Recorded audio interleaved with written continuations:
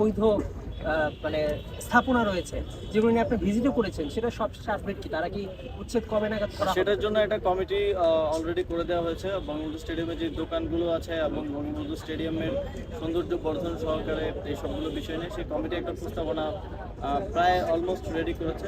সেই প্রস্তাবনার ভিত্তিতে আমরা ব্যবস্থা নেব। আপনারা জানেন এখানে চুক্তির বিষয় আছে এবং প্রায় একটা দোকানের 4-5 বারও চুক্তি হয়ে গেছে। এরকম বিভিন্নভাবে হাত বদল হতে হতে আমরা ভাড়াটা পাই হয়তো 7-8 হাজার, কিন্তু দোকানদার ভাড়া দিচ্ছেন 2 লক্ষ টাকা।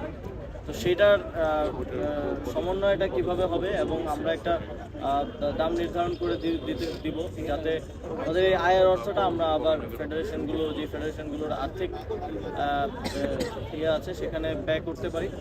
এবং একই সাথে বঙ্গবন্ধু স্টেডিয়ামের একটা স্টেডিয়াম তো এরকম হতে পারে না, ভিতরে গিঞ্জি অবস্থা, ময়লা ফেলে রাখা। সৌন্দর্য বর্ধনের জন্য আমরা ব্যবস্থা নেব, যথাযথ ব্যবস্থা নেব। আমরা একটা স্পোর্ট ভিলেজ করার পরিকল্পনা করছি। এটা একটা মেগা প্রজেক্ট হবে।